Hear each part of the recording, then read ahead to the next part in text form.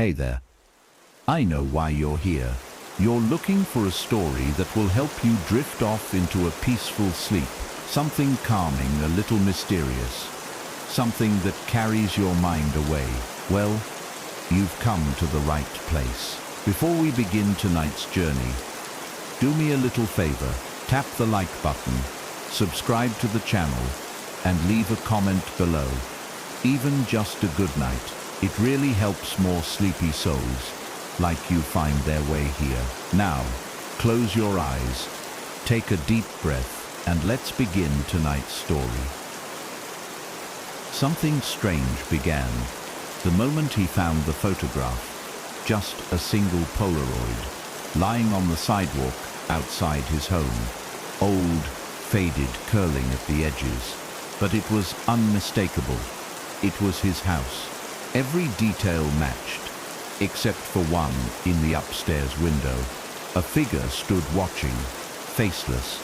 That night, long after the world went to sleep, he heard the first knock, soft, deliberate, and coming from inside the walls.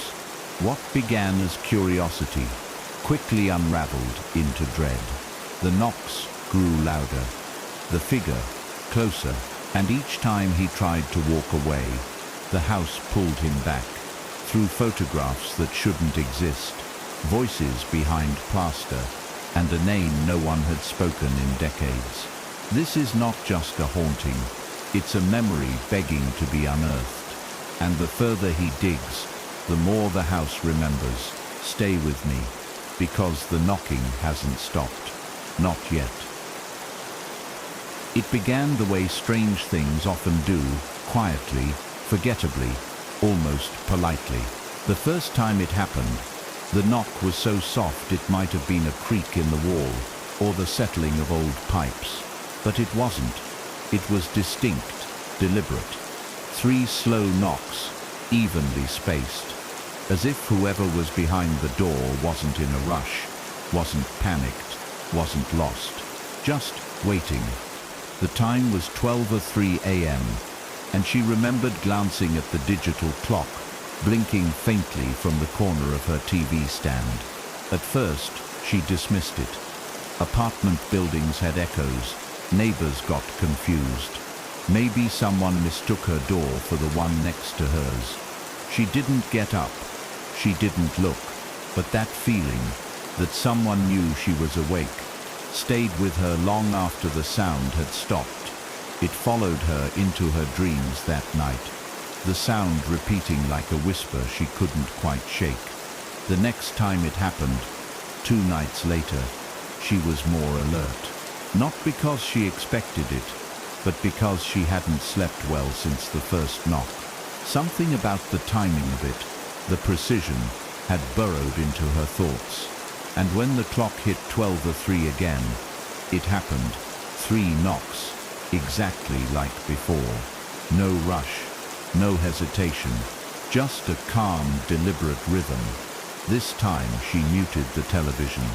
The silence afterward was worse than the knocking. It made the space inside her apartment feel smaller, like the air had been drawn out of it, like she was being watched. She crept to the door and stood with her ear close. There was nothing on the other side. No footsteps walking away, no voices whispering, just that sterile stillness of a building that should have been sleeping. But she wasn't sleeping. Not anymore. Within a week, the knocking had become a nightly ritual. Always 3 knocks. Always at 12:03 a.m. Never earlier, never missed, and never when someone else was present. It was as if the thing knocking knew. Friends came over. She begged one to stay late. And on those nights, there was silence. But as soon as she was alone again, the knocking resumed, patient, unrelenting. She bought a security camera and installed it above her door. It connected to her phone and sent alerts the moment it detected motion. The next time the knock came, she rushed to check the footage. There was nothing. No movement in the hallway, no figure, no shadows, just the timestamp and the image of her closed door. And still, the knocks persisted.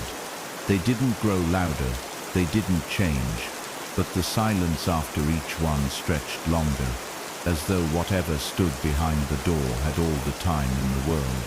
She tried to break the pattern, stayed out late, slept with the lights on, left the television playing loud. The knocks still came. She counted them, timed them, recorded them. The recordings caught the sound, 3 dull thuds, but never the source. She played them back during the day, but the rhythm felt different in the daylight, almost silly, almost forgettable. But at night, it was unbearable. Her heartbeat started sinking to the pattern. Her body tensed before each knock.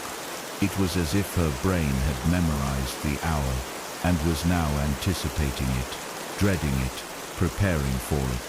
Sleep became a memory, eating a chore. Every night she watched the clock tick down, and every night the knocks returned like clockwork. She didn't know what terrified her more, the sound itself or the certainty of it.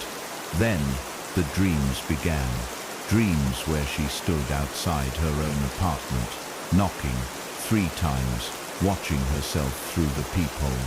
Her own face, distorted, emotionless.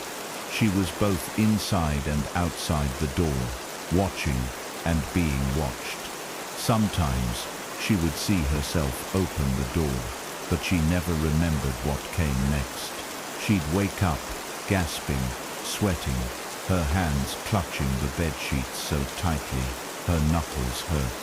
The worst part was the familiarity of the sensation, how even in her dreams, she knew the knocking was part of something older, something that had waited a long time, a feeling she had forgotten, but was slowly remembering again.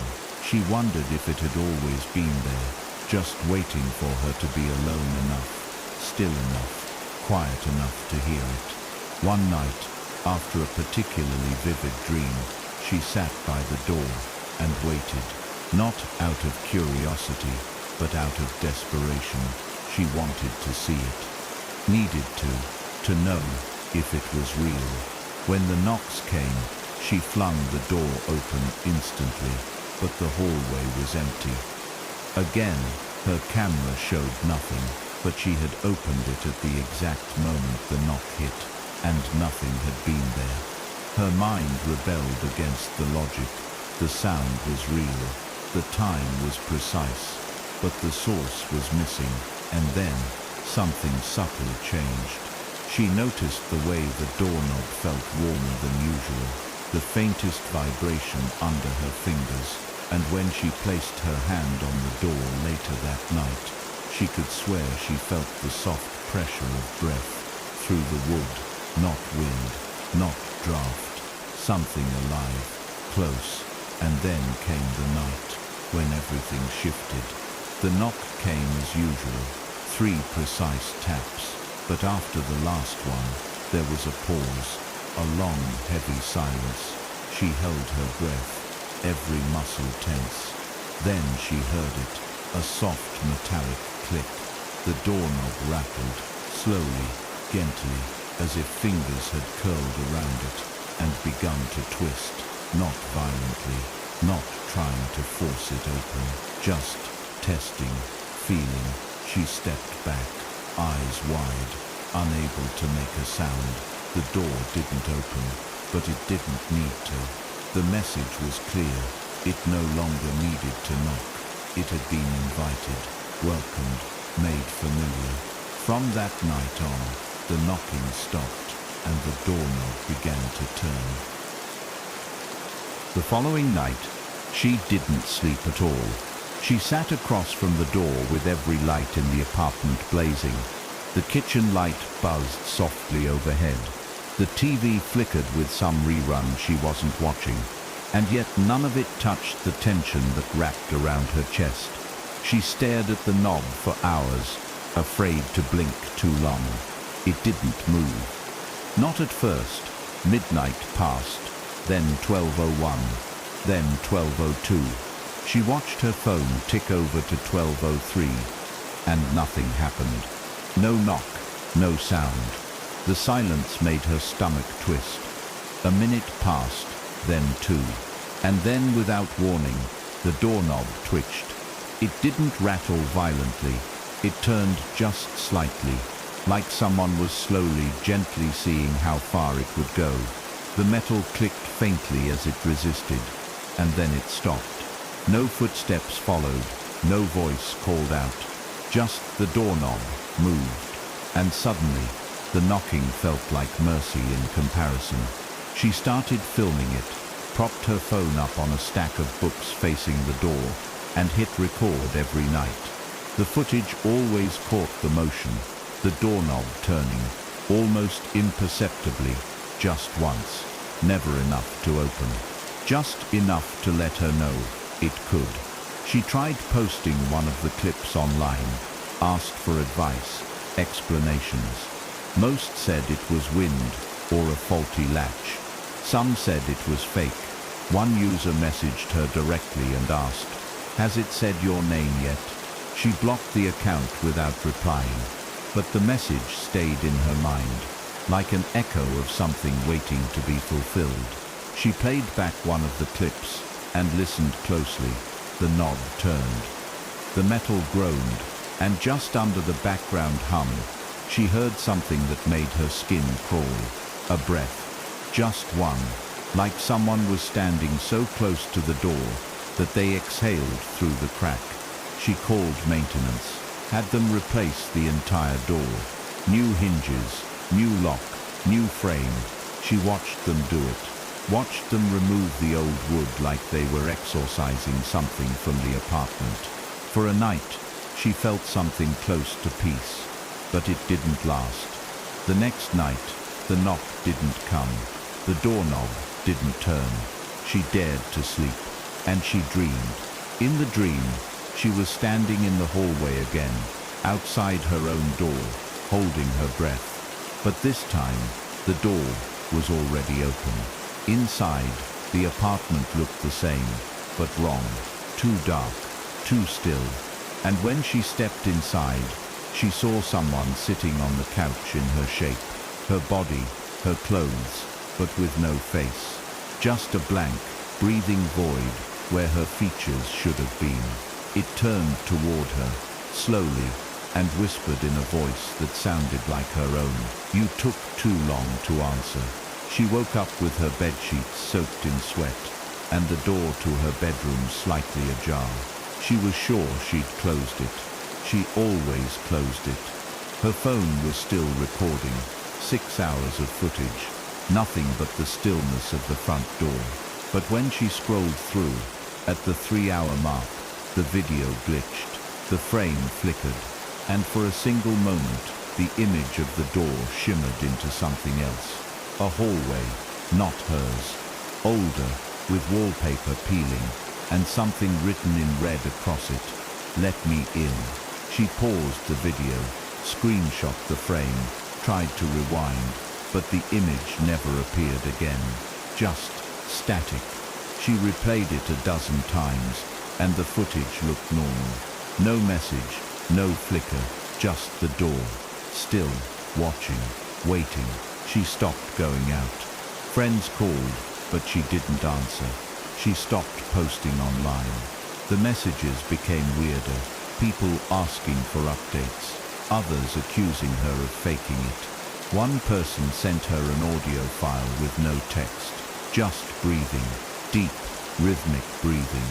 She deleted the app, turned her phone off, sat in the dark with all the curtains closed, and stared at the door. She was afraid to leave it unwatched, afraid that turning her back on it might be the last mistake she ever made. Because it wasn't just turning now, it was clicking, testing the lock. As if each night, it grew more confident, more familiar. Like whatever was outside was remembering how to use the door, how to enter. She started whispering to it, not in madness, but in exhaustion, asking it what it wanted, asking if it would stop. Sometimes she thought she heard answers, but not in words, in feelings. Like cold air pooling around her ankles, like shadows curling in the corners of the ceiling. The apartment began to change. The air no longer smelled like her candles. The corners seemed darker. The shadows didn't move with the light. She unplugged the camera, stopped filming. It didn't matter. She knew it was still coming, because the doorknob no longer moved once a night. It turned twice, once at 12:03, then again around 3 a.m. And once it turned all the way. Not fast, not forced, but steady, purposeful. And then the door creaked open just an inch, then stopped. She didn't sleep that night, or the next. She pushed her couch against the door, slept in the kitchen, but the knob still turned. Even when she was in the hallway, far from the door, she'd hear it. That soft metallic whisper, that reminder. She considered moving, but where would she go? This wasn't something she could leave behind. It knew her now, knew the sound of her breathing, the pattern of her steps. It waited until she was alone. It wanted her to be alone. The knocking was over. The asking was over. And now, the thing that once waited patiently had learned to touch. She began leaving the door unlocked, not because she wanted to let it in, but because she was tired of the sound. The clicking of the lock each night made her chest ache, made her fingers tremble as she twisted them open again the next morning. If it wanted to come in, it would. She knew that now the door wasn't a barrier. It was a formality, something symbolic. And symbols, like rituals, only work as long as you believe in them. She stopped believing, or maybe she started to believe in something else, something older. Some nights she sat in the hallway, her back against the far wall, watching the door like it was a stage, and she was waiting for the curtain to rise. The knob would turn, right on time, but the door never opened wider than a crack. It was teasing her now, showing her it could. Her reflection began to change. Not all at once, not enough that anyone else would notice. But she saw it. Her eyes looked more hollow, her skin grayer, her hair lost its sheen, even though she hadn't stopped caring for it. Sometimes when she walked past a mirror, her reflection didn't follow perfectly. It lagged behind by a second, or blinked too late. One night, as she brushed her teeth in the bathroom, she saw her reflection glance toward the hallway before she did. She dropped the toothbrush and stared at herself for a full minute, waiting for another mistake. Another betrayal. Nothing came.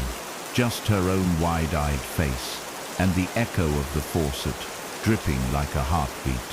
She didn't recognize anymore.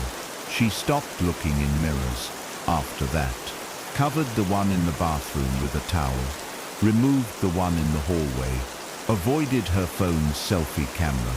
But the feeling remained that somewhere inside this apartment, her reflection was watching her. She began to hear breathing, not from the door but from inside the apartment. Soft at first, like someone asleep, a calm rhythmic inhale and exhale that didn't match her own. Sometimes it came from the closet, other times from the bathroom, just beyond the cracked door. Once she heard it coming from under the bed. She dropped to the floor to check, and of course, there was nothing. But when she lay back down and turned off the lamp, the breathing started again, closer this time, louder, like something just inches from her face, mimicking the rise and fall of her chest. She lay frozen, afraid to move, afraid that if she did, the breathing would stop, and something else would begin. The neighbors started noticing things. The woman from across the hall mentioned the hallway light, always flickering after midnight. Someone else complained about scratching sounds in the walls.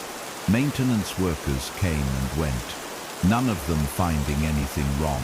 She listened through the vent one night and heard a voice from the apartment above whispering, "Don't answer it." But when she knocked on their door the next day, no one answered. Later she asked the building manager about the tenant above her. He frowned and flipped through his paperwork. "That unit's been empty for months," he said. "Why?" She told him she must have imagined it. But she didn't believe her own words. Not anymore. There were too many things now that couldn't be explained away.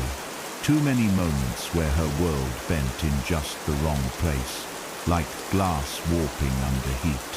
One evening, she found a note slid under her door. It was written on a piece of old paper, the edges yellowed, the handwriting shaky but neat. It said only one thing: "Don't face the door when it opens." There was no name, no explanation, just that sentence. She read it over and over again until the words lost their meaning and became shapes. Warnings. She thought about throwing it away, then thought about framing it. Instead, she left it on the kitchen table like an offering. That night, the door opened wider. Not all the way, just enough for the sound of the hallway to pour in, the buzzing of the lights, the distant rumble of someone's late-night TV, and over it all, breathing. Not hers, not the calm rhythm she had come to fear. This was louder, hungrier. She didn't turn to look. She remembered the note. She closed her eyes and whispered the time to herself like a prayer, until the door creaked shut again. By now, time had lost all logic. Days passed in a blur of caffeine and cold showers. Nights were longer than they should have been. Sometimes the clock read 12:03, and then minutes later, it was 3:17. Whole hours disappeared. Her phone stopped keeping accurate time. Her calendar rearranged itself. Appointments moved. Reminders disappeared. She left sticky notes to ground herself. Little truths written in pen. "You live alone." The door was locked. "Don't speak to it." But even those notes started changing. One morning, she found that last one altered. The word "don't" was crossed out. She didn't remember doing it. The pen strokes were shaky, uncertain, like a hand that didn't know how to write, had tried to convince her. The message now read, "Speak to it." She didn't, not yet, but part of her wanted to, needed to. It was the morning she found the closet door open that everything cracked. She hadn't opened it in weeks, not since the breathing had started. But there it was, wide open. Inside was her coat, her winter boots, an umbrella, and something else. A small Polaroid photograph, lying face up on the floor. She picked it up, hands trembling. It was a photo of her front door from the outside, dated 4 days ago. But the angle low to the ground, slightly tilted, was wrong, like it had been taken by someone crawling. The image was dark, and in the corner, barely visible, was something else. A shadow, a foot, maybe a hand. She dropped the photo and backed away slowly. Her ears rang with the silence of the apartment. No knocking, no breathing, just the realization that whatever she thought had stayed outside was already in. She didn't leave the apartment the next day. Couldn't. She sat in the kitchen, lights off, curtains drawn, the photo lying in front of her like a wound she couldn't look away from. Her phone was off, her laptop closed, no internet, no calls. She didn't want the outside world's explanations anymore. This wasn't about logic. This wasn't about reason. This was personal now, intimate. Whatever this thing was, it had taken its time getting close. But now, it knew her, knew the shape of her routines, the weight of her silence, the rhythm of her fear. She could feel it in the floorboards now, in the air. She didn't need a knock to know when it had arrived. She could tell by the shift in pressure, like the apartment held its breath, the moment it drew near. That night, at exactly 12:03, the doorknob turned again. But she wasn't looking at it this time. She was staring at her own reflection in the black screen of the turned-off TV, waiting, listening. The knob turned slowly, then paused, then turned again. She didn't need to see it to know. She knew. Her reflection blinked, but she hadn't. And in the screen she saw the silhouette of the door behind her easing open frame by frame. It made no sound this time. No groan, no creak. Just that growing void between wood and air. She saw it happen behind her, but she didn't turn. She stayed frozen, eyes locked on the TV's reflection. Something moved in the doorway, just a flicker, a shape that wasn't there a moment ago. She didn't scream, didn't speak. She just whispered, "I know you're here." The breathing started again, close this time, not beyond the door, inside the room, behind her, to her left, then to her right, then everywhere, like it was all around her, circling, inhaling and exhaling through walls and light and shadow. She didn't dare turn around. Her hands stayed clenched on the table, knuckles pale. The air was cold now, but not like an open window. It was the cold of absence, the kind of cold that lives in places untouched by time, the kind of cold that belonged in graveyards and forgotten spaces. She shut her eyes, and the breath moved closer, right behind her ear. Then, a whisper, not a word, just the shape of one, formless, low, ancient. Her breath hitched, and in the silence that followed, she heard the faintest sound, the closet door, slowly swinging shut. She stayed at the table until sunrise. She didn't move. She didn't speak. When the light finally broke through the curtains, it felt wrong, too yellow, too sharp, like light that didn't belong in this world anymore. The apartment looked the same, but she didn't trust it. She didn't trust the walls or the doors, or even her own body. She walked into the bathroom and looked at herself in the mirror for the first time in days. Her face looked thinner, her eyes darker, her skin wrong, as if something was wearing her face instead. She smiled, just to see if her reflection would follow. It did, but a second too late. And for a moment, the smile it gave her didn't look like her own. It was wider, hungrier. She smashed the mirror with her elbow and watched it splinter like ice across porcelain. That day she packed a bag. She didn't tell anyone where she was going. Just grabbed the essentials, clothes, money, a few notebooks, and left. She didn't say goodbye to the apartment, didn't lock the door. She couldn't bring herself to. There was no use locking something out when it had already found a way in. She booked a short-term rental 3 towns away, a quiet place. No neighbors nearby, no shared hallways. The first night was quiet. She thought maybe it was over, that she'd escaped it. But that feeling didn't last, because at 12:03 a.m., the silence changed. There was no knock this time, but the handle to the bedroom door clicked softly, then turned. She didn't scream, just stared. The door opened an inch, then another, then stopped. There was no shadow, no sound, but the air changed. And from the darkness just beyond the crack, a piece of paper slid forward, slowly scraping across the floor until it stopped at her feet. She picked it up with trembling hands. It was another photograph, this one of her sleeping in the bed she was sitting in now, dated that night, taken from the foot of the bed. Her heart thudded once, then again, and then refused to slow down. She didn't know what to do. She didn't know how to run from something that didn't knock anymore, something that didn't live outside the door, but inside the quiet, inside her. Now she doesn't wait for the knocking. There's no need. It doesn't announce itself. It doesn't ask for permission. It just comes. Some nights the knob turns. Some nights the door opens wider.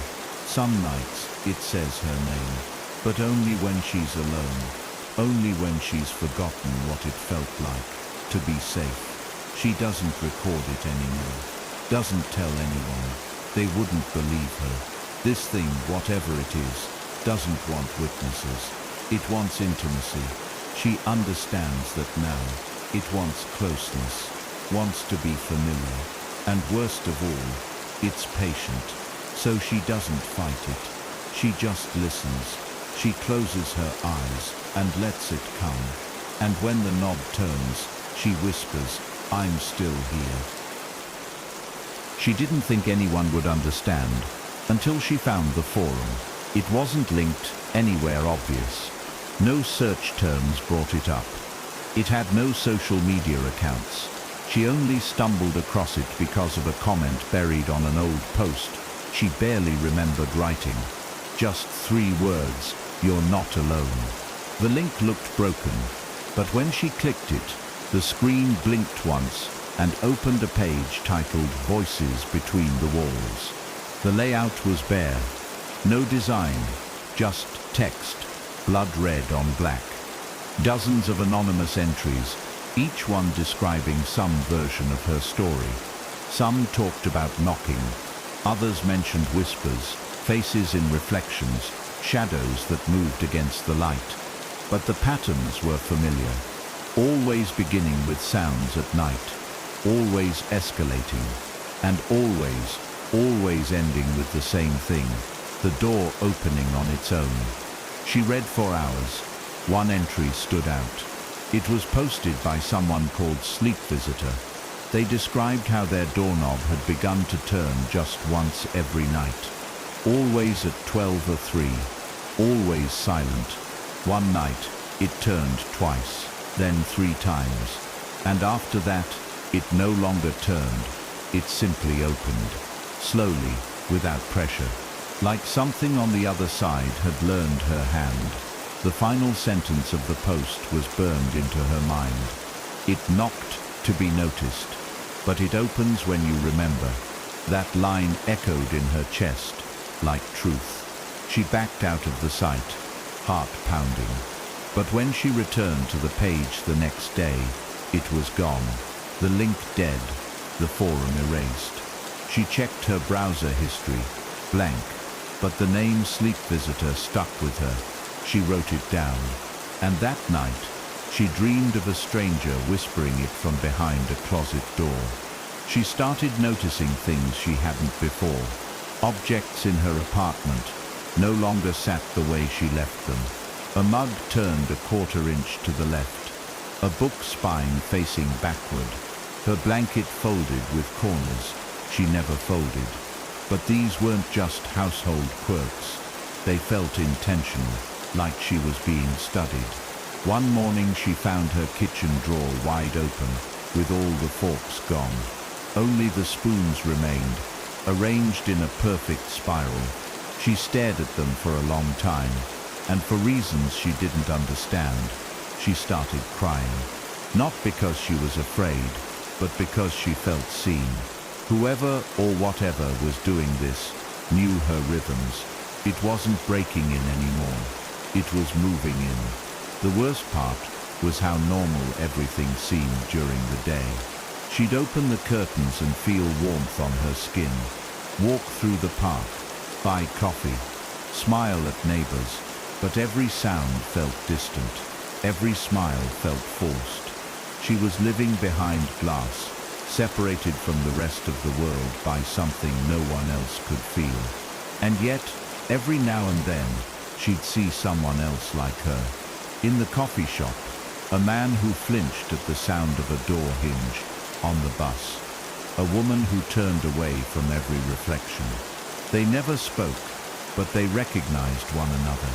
She could see it in their eyes, the exhaustion, the watching, the waiting. It was spreading, quietly, patiently, and none of them knew how to stop it.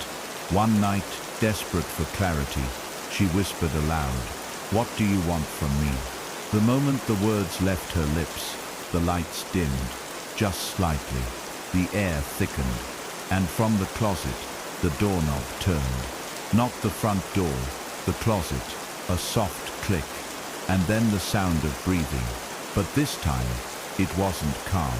It was frantic, raspy, like something desperate to get out. She stepped back, hand over her mouth, trembling, and then just before she turned to run, she heard a voice from behind the door say something she hadn't heard since she was a child. "You left me." She didn't sleep that night, didn't speak, just sat in a corner of the room, knees to chest, whispering the same thing over and over. "It's not real, it's not real, it's not real." But it was real, more real than anything else. She started getting letters now. No postage, no return address. Just single sheets of paper tucked under her pillow, slipped inside her fridge, folded into the pages of books she hadn't opened in years. Each one was written in handwriting, eerily similar to hers, but wrong, the spacing uneven. The letters too long, the curves too tight, as if someone had practiced her penmanship, but didn't quite understand what the words meant. The notes weren't threats. They were memories, things she'd forgotten, moments from her childhood, lines from conversations long gone, and they always ended the same way. "Do you remember me now?" By the seventh note, she realized something that made her knees weaken. The knocking hadn't just started last month. It had always been there. She remembered now, just barely, waking up as a child, to soft tapping on the window. A closet door left ajar, a hallway light flickering, her mother dismissing it as dreams.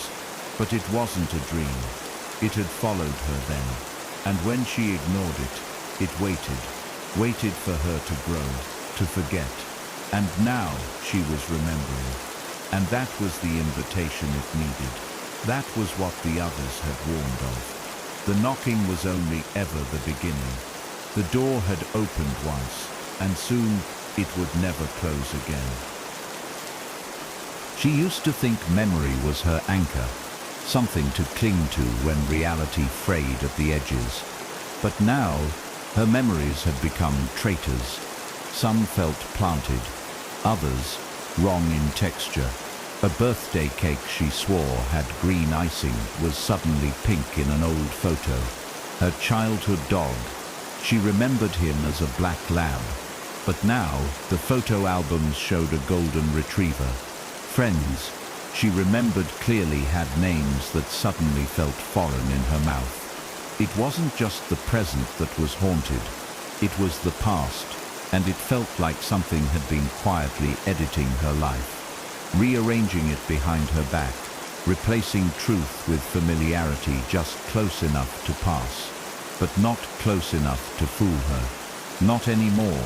The knocking, when it used to happen, was at least outside her world.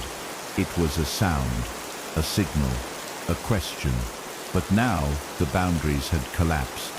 Now, when she opened the fridge, sometimes the light wouldn't come on, but she'd see writing on the back wall. Once, she found the word "stay" traced in condensation. She erased it with shaking hands. Another time, the water in her glass reflected, not her face, but someone standing behind her, smiling with no teeth. She dropped the glass. It shattered, and so did the reflection, but the image stayed with her, burned into the back of her eyes. She no longer feared being alone. What she feared now was that she never had been. She remembered reading on that deleted forum that some doors don't lead to places. They lead to moments. At first, it sounded like poetic nonsense. But then one night, she opened the hallway closet and was met with a cold wind that shouldn't exist indoors, and a sound, a song, something she hadn't heard since she was 6 years old, sitting in her grandfather's den. A tinny, warbling tune from an old record player. Go to sleep, little one, stars are shining. She slammed the closet shut and stepped back, heart hammering. When she opened it again, the wind and the music were gone, just coats and boxes. But she'd heard it, felt the air change. That closet wasn't a storage space anymore. It was a door, a crack in time where the past still breathed. And something from inside it had found its way through. She tried burning the notes, the ones that kept appearing under pillows, inside books, tucked between pages of her own journals. They wouldn't burn. The edges curled and blackened, but the paper remained solid, like something inside the ink refused to be destroyed. In one final act of defiance, she tore one into pieces and flushed it down the toilet. That night, she found strips of the paper inside her bed, perfectly dried, placed in the same order she had torn them. But this time, a new line had been added at the bottom, in fresh handwriting that shimmered faintly when tilted. You don't get to forget me again. The presence, whatever it was growing bolder. It began speaking through things. The static between radio stations carried whispers in her own voice. One morning, her voicemail had a message that just said, "Turn around." When she did, there was nothing there. But the room smelled like mildew and soil, like something had crawled in through the floorboards and left its scent behind. She no longer trusted her own voice, her own breath. One afternoon, she walked past a mirror she had covered in cloth, and despite it being hidden, she saw her reflection smile from behind the fabric. A tight, patient smile, like something behind the glass was waiting for her to drop her guard. To blink, she stopped answering the phone entirely. Even when it rang from numbers she recognized. Her sister, her old boss, friends, they weren't calling. Not really, because once, just to prove to herself she wasn't paranoid, she picked up a call from a number she knew, and what answered wasn't a person, it was a knock. Not 3 knocks, not measured, just one, deep, wet thud, like something hitting wood from the inside, followed by breathing, followed by the sound of her own voice whispering her name. She dropped the phone, never answered it again. Every message left after that was static, and in between the fuzz, footsteps, there was one more change. One that turned fear into quiet devastation. One morning, she opened the kitchen cabinet and found a drawing, done in pencil on yellow paper. A child's drawing, a figure with long arms, dark eyes, and a scribbled shape for a head. And beside it, another smaller stick figure, labeled with her name. She knew the drawing, not because she'd seen it before, but because she'd made it. When she was a child, it was a drawing she remembered throwing away. She'd drawn it after waking from a dream she couldn't describe, a dream that made her cry for hours. Her mother had told her to forget it, that it wasn't real. But now, decades later, the drawing had returned, folded, preserved, waiting. And on the back, in that same uncanny handwriting, was a single sentence. "We remember you, even when you forget us." She started keeping the lights off on purpose, not to hide, but to see. The darkness didn't scare her anymore. The light did. It created reflections, cast shadows she couldn't trust, revealed corners of the room where things paused mid-movement. In the dark, at least, she knew where everything was, or thought she did. But the worst things didn't make noise. They didn't move. They just waited. She would catch them sometimes. Things that weren't there a moment ago. A chair turned to face her. A door she always kept shut, cracked open just an inch. A closet that clicked softly from the inside when she passed by. The silence now wasn't absence. It was presence. That's what terrified her most. She no longer felt alone, even when she wanted to be. There were nights she'd sit in the bathtub, clothes still on, just to feel grounded. The water, cool and weighty, reminded her of the physical world of what still obeyed the rules.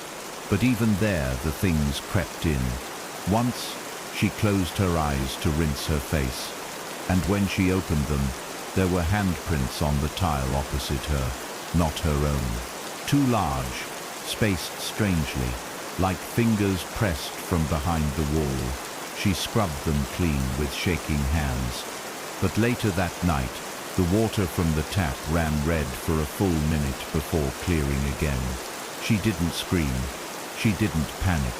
Just turned the tap off, stared at her own reflection in the mirror above the sink and said quietly, "I know you're listening."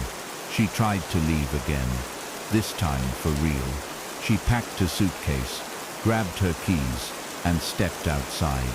But the moment she did, the world felt incorrect. Not dangerous, just wrong. The hallway outside her door was too long. The lights didn't flicker anymore. They buzzed in reverse, a subtle hum that made her teeth ache. The elevator button didn't work, and when she took the stairs, they looped down, then back up, then down again. After the third loop, she found herself back at her own apartment door, suitcase still in hand. Only this time, the door was open, just a crack, and inside, she could see the living room light swaying slightly, like something had just passed underneath it. She didn't go in. She dropped the suitcase and stepped away, hands trembling, until the door slowly closed on its own. That night, she remembered something she'd buried for years. A moment from childhood. She was 8, alone in the house, while her mother was outside watering the garden. The hallway had been dark, the air still, and she'd heard a knock. Not at the front door, but from the closet at the end of the hallway. Just one, deep, slow. She hadn't told anyone, hadn't screamed. She had opened the door, and there had been nothing there, nothing visible. But the memory of cold air on her neck, of something brushing past her ankles, returned now like a weight. It hadn't started last month, or even last year.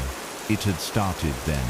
It had always been with her, and now that she was finally remembering, it no longer had to hide.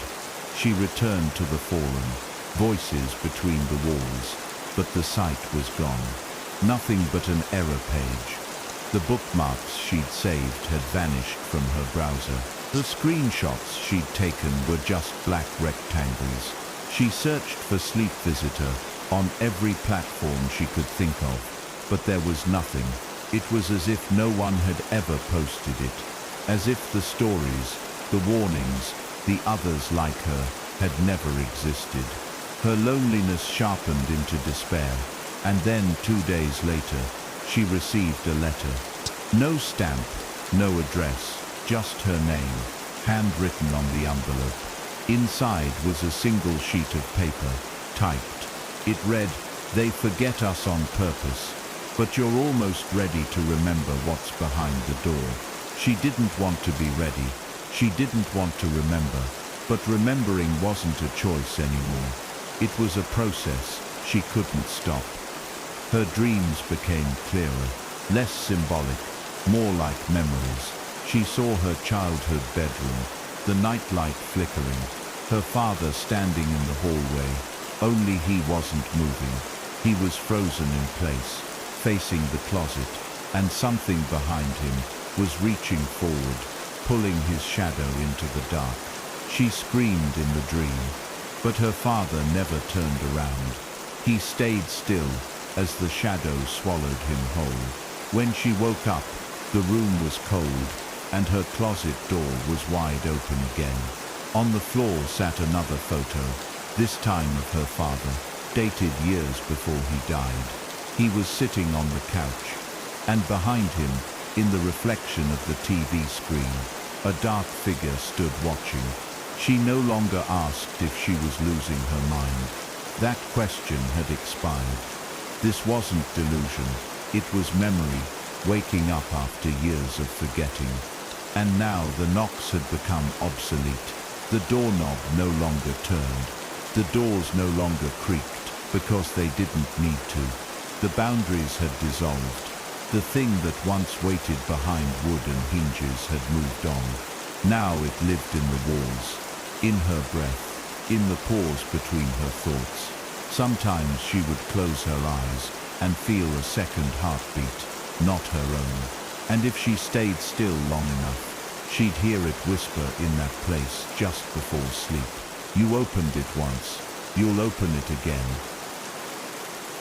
It began speaking through familiar voices, not aloud, but inside her head.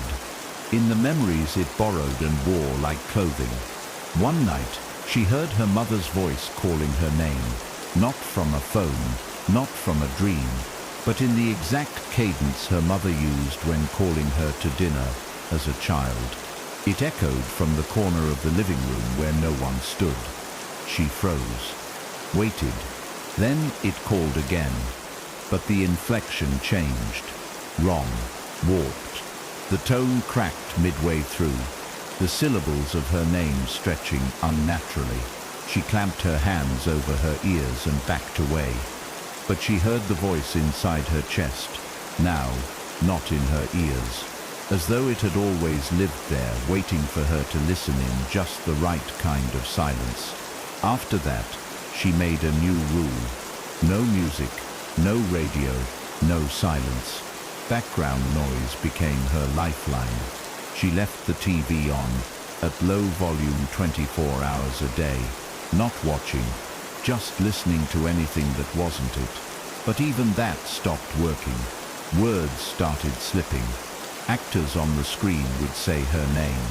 Reporters would pause and make eye contact with the lens, as if addressing her. Once, a cooking show host looked directly into the camera and said, "You left the door open," before smiling and continuing the recipe. She unplugged the TV, but the screen stayed on for another minute, showing static and something moving in the background, a slow, slithering shadow behind the glass.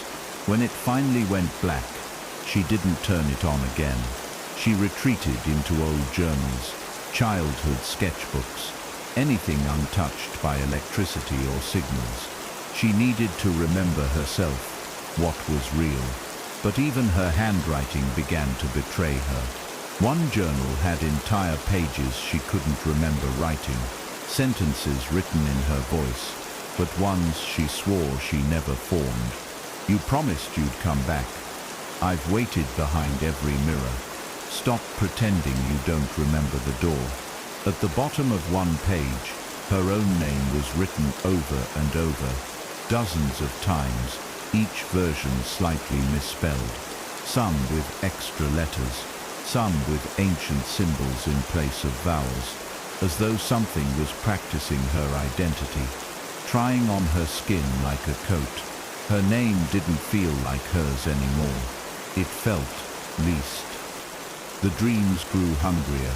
She no longer woke from them screaming. She woke into them, reality blurred. She'd open her eyes and find herself still in the dream space, standing in her hallway but longer, older, with wood-paneled walls and carpet soaked in something warm. A doorknob would gleam in the distance, always just out of reach. She would walk toward it for what felt like hours, only to find herself back in bed, heartbeat in her throat, hands clutching sheets she didn't fall asleep in. It was using the space of her memories now, places she trusted, streets she grew up on, her elementary school, the church she used to attend, all of them corrupted, familiar but altered, The hymnals had her name carved into every page. The chalkboard in her third-grade classroom read, "Class, who opened the door?" It was around then she realized it didn't want her to run anymore. It didn't want her to hide or fight or even fear. It wanted her to understand. That was worse. That made it harder to resist. Because it didn't threaten her. It didn't attack. It offered things, flashes of comfort, hints of something lost. She once opened the pantry and saw her childhood stuffed rabbit sitting on the shelf, perfectly preserved, its ear still torn the way she remembered. She hadn't seen it in decades, hadn't thought of it, but there it was, as if no time had passed. She stared at it for an hour before reaching out. When she touched it, the fur felt wet. She pulled her hand back, and her palm was marked with dust, thick, grey, and cold. It disappeared when she blinked. So did the rabbit. But the memory stayed.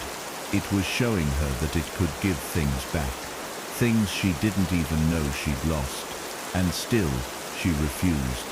Not out of defiance anymore, but fear of what saying yes might mean. She wasn't sure what she'd be agreeing to, what she'd become, but she sensed it was close now, closer than it had ever been. The knocking never returned. That was for the beginning, for consent. Now there was no ritual, no asking, just waiting. And sometimes when she stood in front of the door in the middle of the night, she could feel something on the other side, doing the same, mirroring her posture, her breath, her heartbeat. She didn't need to hear it. She felt it. The thinnest barrier between them now. Just one more moment, one more memory, one more reason, and the door would open again. And this time, it wouldn't close. The final sign came quietly.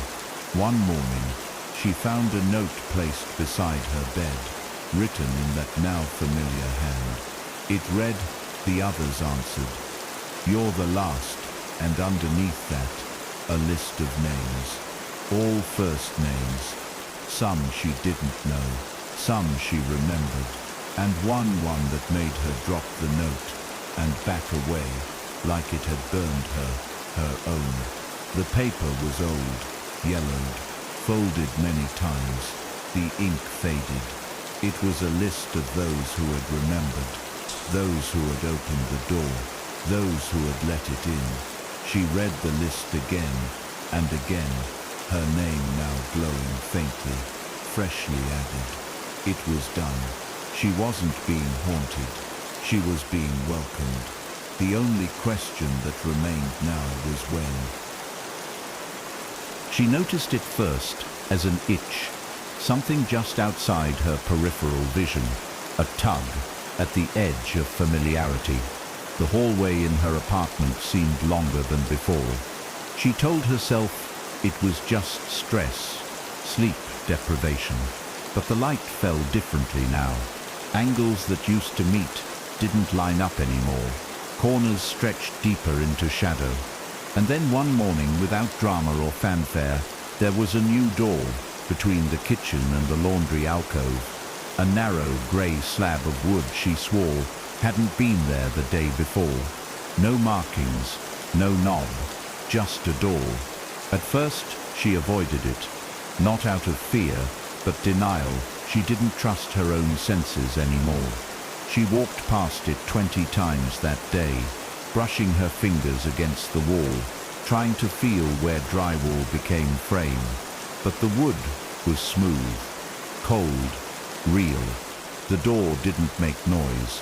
It didn't creak or moan, but it hummed, a low rhythmic vibration that seemed to settle into her bones when she stood close. Not mechanical, not electrical. It was a living hum, the sound of breath held too long.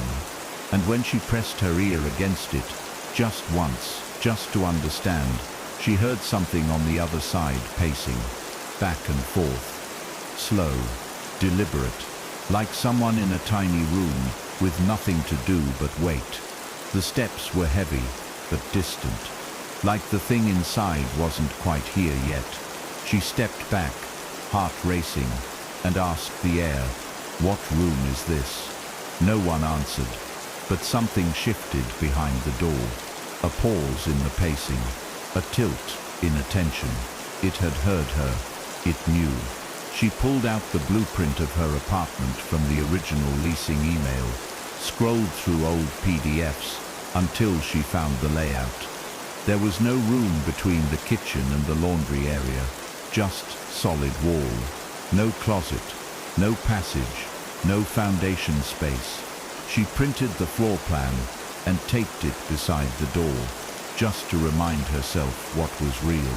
But the paper began to fade after a day. The ink smudged, and soon the walls themselves began to change. The photos on her fridge moved slightly. One day, she saw her childhood face in a picture that used to show her and her sister. But the sister was missing now. The space beside her blurred like a smear on memory. The door had arrived, and it wasn't just occupying space. It was rewriting it. Each night, the humming grew louder. Sometimes she would wake at 3:33 a.m., the only hour she never set an alarm for, and find the hallway light flickering, the air colder. One night, the hallway stretched impossibly long. She walked toward the kitchen, only to find herself stepping past the same photo on the wall again and again. The door at the end of the corridor didn't change, but the world between her and it bent. A hallway that should have taken 5 seconds to walk took nearly 5 minutes, her feet moving, but the distance warping, elongating like elastic. And when she finally reached the kitchen, that door was open, a sliver, just wide enough to let the hum escape fully now, vibrating through her ribs like a warning. She didn't look inside that night. She couldn't. She went to her bedroom and wedged a chair under her own doorknob, as though the laws of wood and steel still mattered. That night, she dreamt of the door again, but from the other side. She stood in a room that shouldn't exist, windowless, grey, impossibly tall. The air was wet with mildew and iron. She wasn't alone. Something stood in the corner, back turned, arms too long, head tilted slightly, as if listening. It didn't move, didn't breathe, but she knew it was alive. When she tried to speak, her voice came out as a knock, just one, deep, final. The thing in the corner turned slowly, and she woke up screaming, but the knocking followed her into waking. One knock, from the new door. The next day, the door had a knob, brass, old-fashioned, the kind you'd see in an abandoned asylum or ancient house. It hadn't been there before. She was certain. She hadn't dreamed it. She touched it with her fingertips. It was cold, too cold, like it had never known warmth. She sat across from it on the floor for hours, watching, listening. The pacing had stopped. The humming had faded. It was waiting now, still, expectant.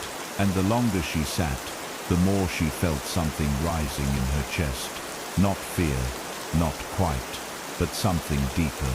A memory, not her own.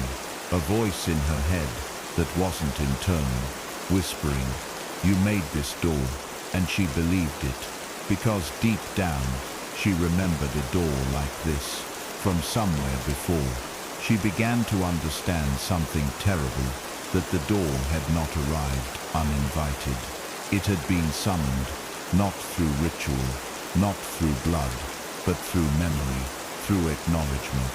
Every time she remembered the knock, every time she whispered that she wasn't alone, every time she stared too long into mirrors, or paused too long in silence, the door had drawn closer.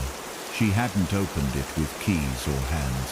She had opened it by surviving, by noticing, by remembering what the world had begged her to forget.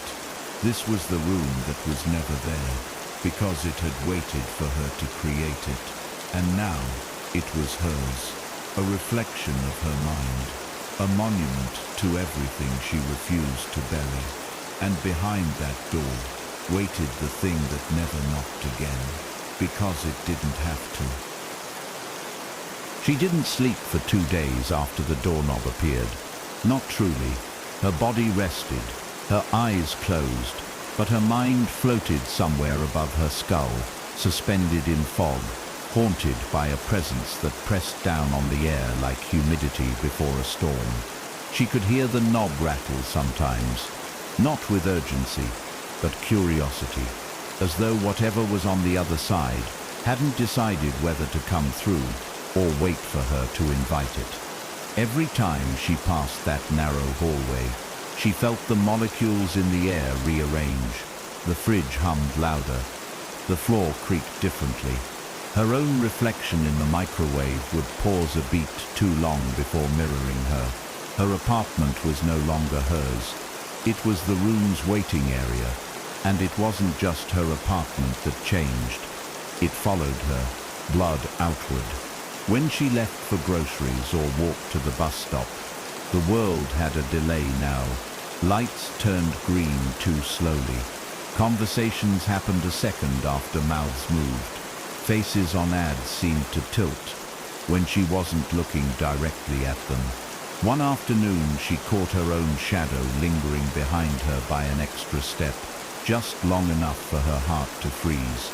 She no longer trusted space, direction, time. She walked into a bookstore she'd passed 100 times and found the layout completely changed, not remodeled, rearranged, like someone had copied it from a half-remembered dream. And in the back of the shop, tucked in a crooked shelf, was a single book with her name printed across the spine, blank pages inside, except one, a crude map of her apartment, with an X over the door that wasn't supposed to exist. She tried to call someone, anyone, just to hear a real voice. Her sister didn't pick up. Her old friend from college left her on red. She didn't blame them. Deep down, she knew what this was. People didn't answer not because they were ignoring her, but because she had begun crossing into a place language didn't reach. Even technology began to fracture. Her phone would vibrate without notifications. Her voicemail app played backwards audio. Once, when she tried to record the door, the camera refused to focus on it, blurring the frame, distorting it like heat, rising off asphalt. She tried to take a photo. When she looked at the image, there was no door at all, just a black silhouette where the wall should have been. The caption underneath, automatically generated by her phone's AI assistant, simply said, "Entry permitted." The dreams returned, not violent, not loud, but slow and instructional, like someone was teaching her how to think differently, how to forget how walls worked, how to dissolve borders between places. She would walk through hallways that folded into themselves, open drawers that led into staircases, find windows beneath the carpet. And always, always at the end of every path was the door, same dimensions, same brass knob. Sometimes it whispered, sometimes it bled, sometimes it stood open, showing a room of absolute black where a shape floated, unmoving, as if waiting for her to learn how to see in the dark. These dreams didn't vanish when she woke up. They lingered, dragging pieces of themselves back into reality, like wet footprints across her consciousness. Her waking hours began to echo. One morning, she woke to find the door wide open. The hallway was dark, and the air that poured out was freezing. Inside there was no furniture, no color, just a long, narrow corridor that sloped downward, as if built beneath the foundation of her own home. She didn't step in. She couldn't, but she leaned close enough to hear. And what she heard wasn't footsteps or voices. It was her own voice, calling from somewhere deep inside. Not a recording, not an echo, a future version of her. Tired, angry, changed, whispering, "You have to finish it." The door shut on its own, quietly, like it had said too much, and regretted it. She didn't open it again for days. That night, her entire apartment began to rearrange. Not visually, but emotionally. Memories didn't line up with rooms anymore. The scent of her grandmother's perfume came from the heater. Her childhood laughter echoed from the pipes. When she closed her bedroom door, she heard her first heartbreak whispering apologies from the closet. It was as if every moment she had ever tried to bury was returning home. The room wasn't just feeding on fear. It was using remembrance as scaffolding, rebuilding itself from the forgotten. She found an old sock drawer filled with photographs she never took of places she never visited, but somehow remembered. A beach with red sand, a staircase into the sky, a wall made of windows, each one holding a different version of her. Every photo had the same smudge in the corner, a black mark shaped like an open hand. And in her final act of defiance, she tried to ignore it. She taped the door shut, moved furniture in front of it, played loud music, slept during the day. But it didn't matter. Ignoring it didn't make it leave. It only made it hungrier. The knob began turning again, not quickly, not wildly, but methodically, just once every night. Click, click, click, a rhythm like a lullaby. And soon she realized it had stopped asking, stopped waiting, because she had already opened it. Not with her hands, but with her thoughts, with her pain, with her memory. And now that the room existed, it didn't need permission.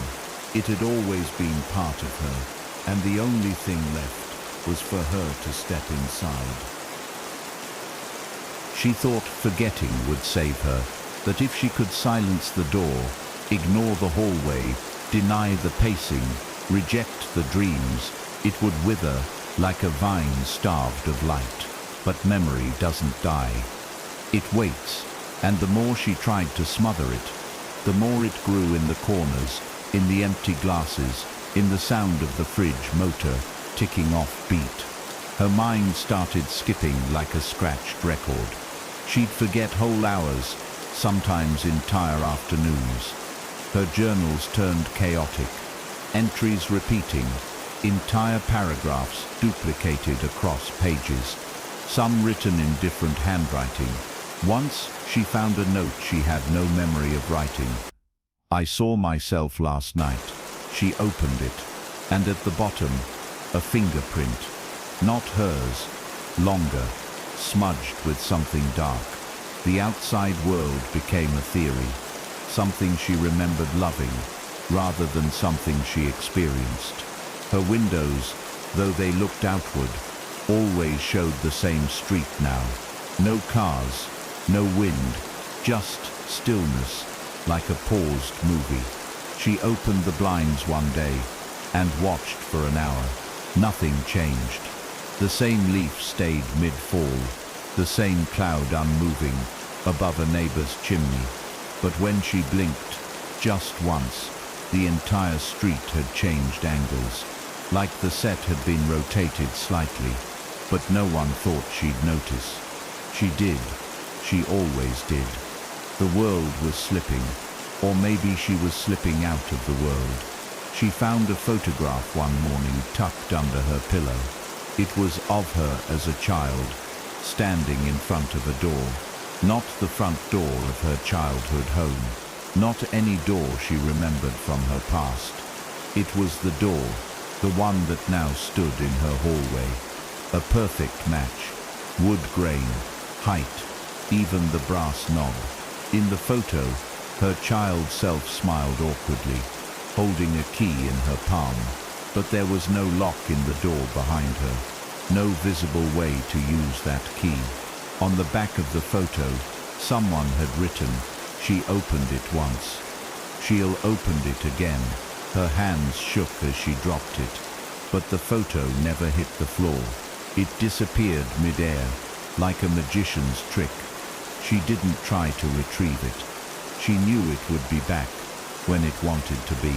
That night, the door opened fully. No sound, no rattle, just absence. She found herself walking toward it without remembering the decision to move. The hallway lights flickered. The floor seemed deeper beneath her feet. She stood before the threshold and saw no room inside, just a dark corridor that bent slightly to the left. The air smelled familiar, like a winter coat unpacked after years, like dust and time, and something else she couldn't name, something that smelled like truth. She didn't step in, she only looked, but that was enough, because from the other side, someone stepped out. She didn't see them, not with her eyes, but with her nerves. Her skin prickled, her throat tightened. A presence formed in the hallway, just behind her. She turned quickly. No one there, but her shadow was split into two. She spoke to the door for the first time, not to beg, not to demand, just to ask. "What do you want?" she whispered. And the door, if it could answer, did.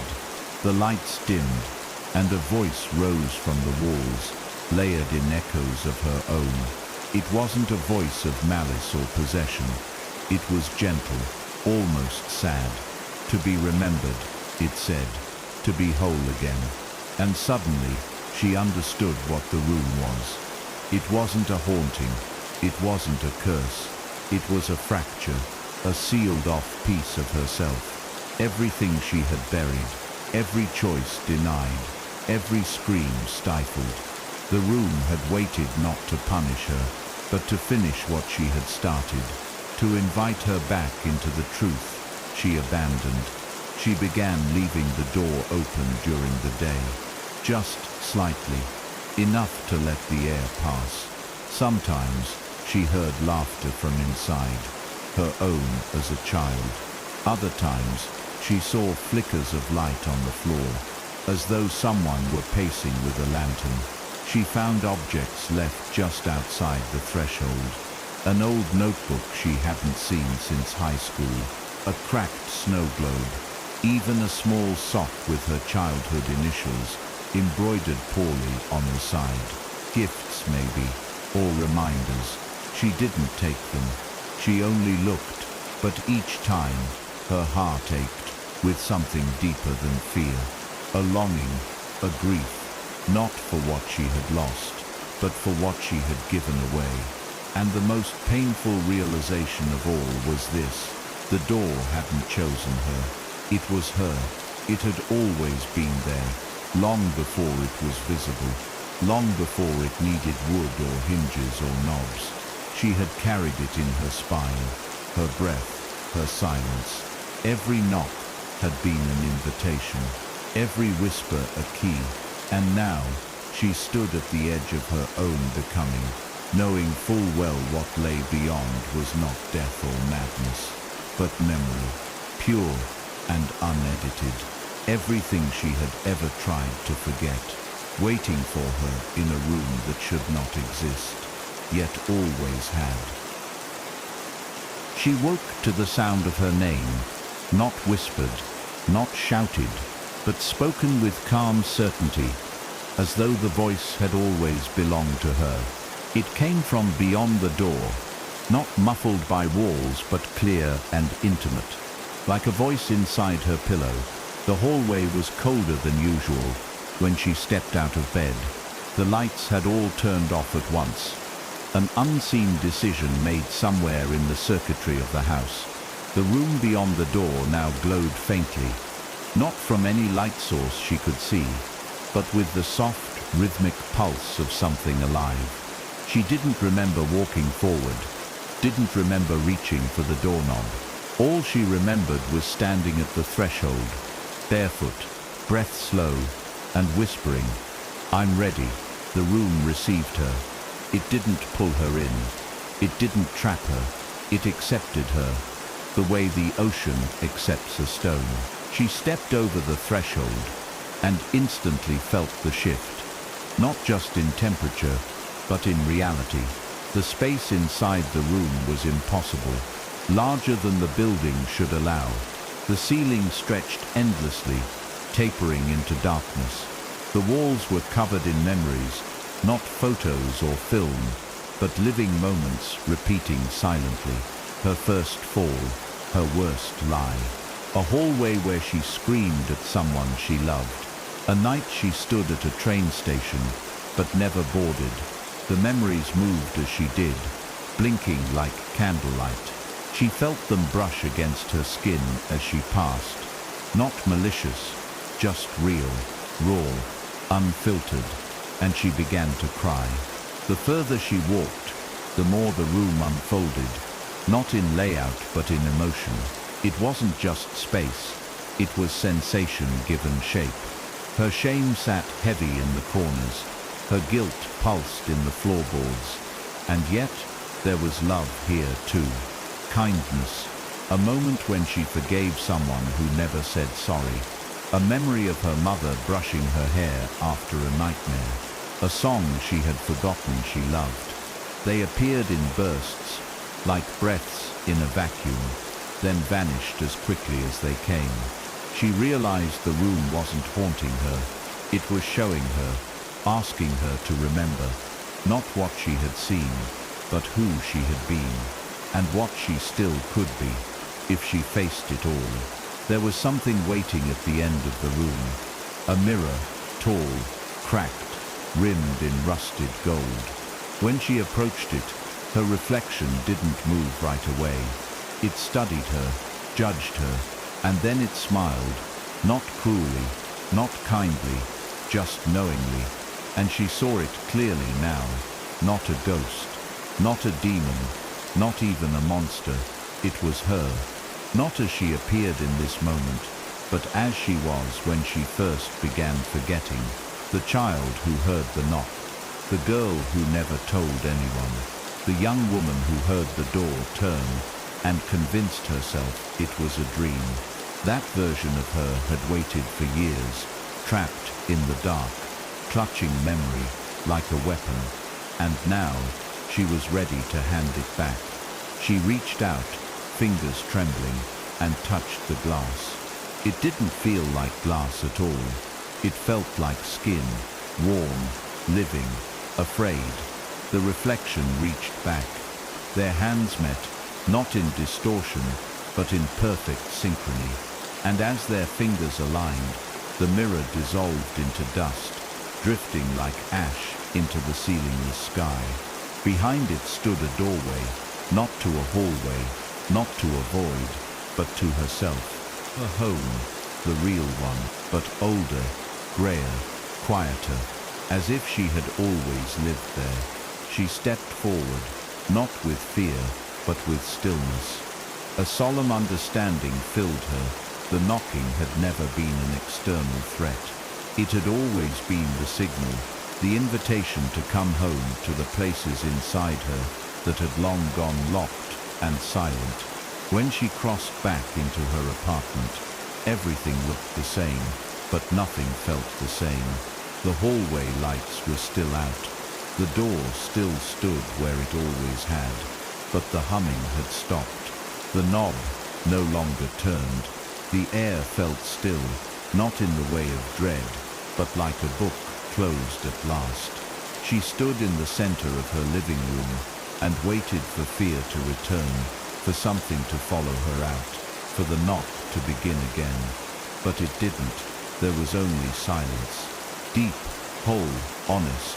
The kind of silence that isn't empty, but full of knowing.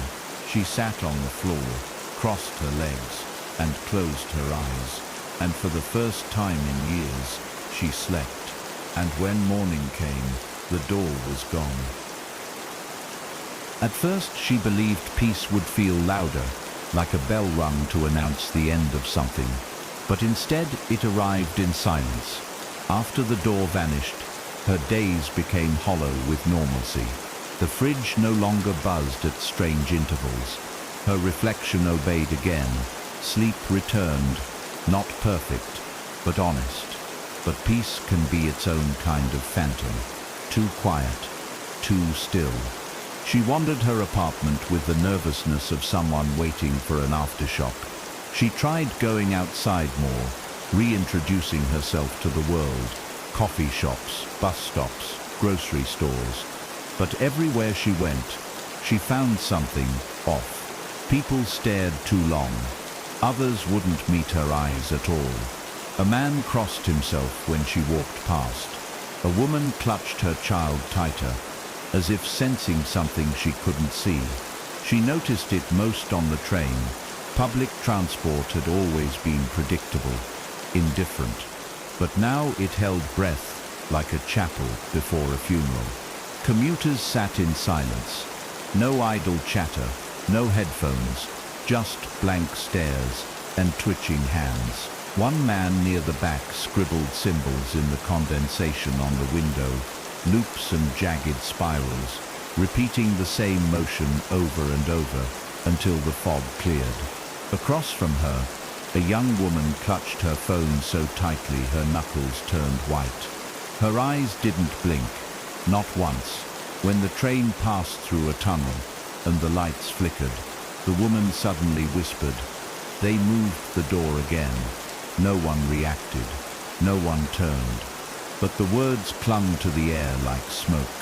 When she tried to ask her what she meant, the woman was gone, vanished between stops. That night, back in her apartment, she stood at her hallway's end, where the door had once been. The wall was smooth now, sealed and empty, but the memory of its shape still haunted the paint. She touched the space softly, like visiting a grave. Then came the knock, not from her hallway, not from her dreams, but from somewhere across the building, faint, rhythmic. 3 slow raps, the kind she knew too well. She stepped toward her window and scanned the apartments across the courtyard. For a long time, nothing, and then she saw it. A man on the 12th floor, still as stone, just standing by his door, hand hovering near the knob. His face pale, lips trembling. The door in front of him didn't move, but something behind it wanted to. The knock came again 2 nights later, this time from downstairs. She didn't open her door, but she stood close to it, listening as the echo of dread traveled up the walls. Someone else had heard it. Someone else had been chosen. That realization shook her more than any shadow or scream ever had. She was no longer the only one, or maybe she never had been. Maybe others had heard it long before her. Maybe the knock had passed from door to door, person to person, like an ancient game of inheritance. A haunting that waited for those quiet enough to hear it, for those broken in just the right way to let it in. She began keeping a journal again, not for herself, but for them. The others, she wrote down everything she noticed. Flickers of strange symbols on elevator buttons, shadows that stood still while their owners moved. A mirror at the corner store that always showed a second version of whoever passed it. Her entries were less about fear now, and more about pattern. Connection, because as much as she wanted to believe her story had ended, it hadn't. It had only shifted. She was no longer the haunted, she was the witness, the observer, and somehow that was worse. Because watching someone else descend, knowing exactly what waited for them, felt like betrayal wrapped in silence. Then came the scream, not in her building, not near her street, but inside her mind, a scream so raw, so full of remembered pain, that it brought her to her knees. She clutched her head and wept as images flooded her skull. An unfamiliar apartment, a locked door, a trembling hand reaching for the knob. It wasn't her memory, but it felt like it could have been.